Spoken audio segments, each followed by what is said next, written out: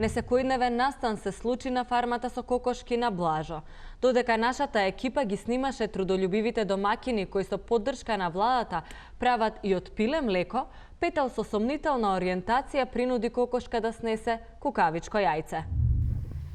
Моментално се наоѓаме пред кокошарникот на Блажо.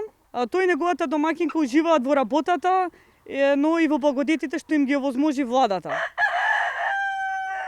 Великденските празници покрај радост на овој земјоделец му донесоа и поголема заработувачка. За оваа успешна и убава приказна ќе разговараме со Блажо, кој е собственик на ова мало пилешко царство. Разбравме дека сте еден од поголемите произведувачи на јајца во регионов. Не од поголемите, најголем производител сум на јајца. Јајца, кокошки, бройлери, пилиња, има тука и други животни има, ама по јајцата сам најпознат. Цело село ме знае по јајцата. А сам ги одгледувате јајцата? Не, со жената тука и вие што е бацате, он ми помага у кокошарникот што е. А жената каде е? Жената топе чварки. Чварки. Свиња да не колевте? Не, се сунча. Оти убаво времето и топе. Шо да ви кажем, идила, видите, во е пилешко царство, само за себе говоре. Воа го имам сам со своите 10 прсти, на жената 10 прстите и на вие што е бацето што помага у кокошарнико и пилешки прсти што се продават по тоа фаст фуд, там како го викат.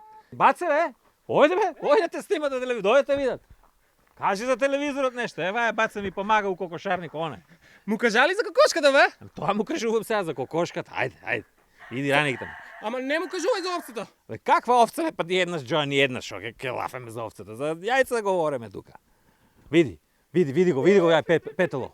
Види го како се пуфа. Вај ми е гордост да ти кажам, по 10 пати на ден рипа и све на различна кокошка.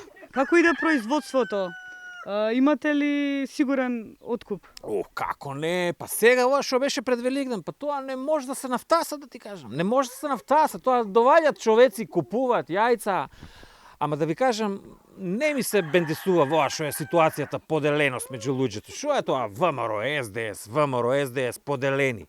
Еве, муштери идат и ми се жалат, не им давале сега страфиме да вапцат јајца у боја, да ги вапцат черени, да не ги притвореле за хулиганство. Па на шо личи тоа? Еве, јас сум ВМРО. Ама не е убаво така да се делат човеците да ги прават. Нема. Оди, Мори, оди, господјо, дојди. Не се плаши, оди, види. Значи, моите кокошки се ранети со многу квалитетна храна што е. Сите се со стандардна големина, сите се со 2 жички, види. Мижечки, нема шутка. Која сакаш тоа, види. Што е воа, бе? Абе, шо е воа, брука ме тука за телевизор тука? Кој ми го направи воа? Затоа ли јас на тебе те ранам со субвенционирана храна, Мори? Оди вам, сега те заколам, дека ми е секирта. Сега ќе видиш ти. Хорор, драги гледачи, хорор. Оди вамо, бе, да ти го скина ранот. Немој да се секираш, Блажа. Не е она крива. Ја испушти од раце. Море, ти ја испушти од раце. Ваква брука да ми направи воа на телевизорот, да ми подметне некој кукавичко јајце да ми подметне. Воа све од љубомора, господјо, од завидлък. Сакат раскол меѓу кокошките тука да ми направат. Се утврди дека кокошката е невина и дека Блажо за џабе сакал да ја заколе. Виновен бил Петелот, провокатор подметнат од СДСМ. Целта била да фрли семе на раздор и раскол во единството на кокошките и со тоа да се девалвира нивниот успех, како кокошки кои благодарение на владата даваат најмакедонски јајца во регионот. И ете, Петелот заслужено заврши во Рерна, но затоа ние сега имаме од тоа една убава гозба, па ете и супа имаме. И така ќе заврши секој што многу се петели и што има намера тука на нашите кокошки да нанесе штета. Хај, живели!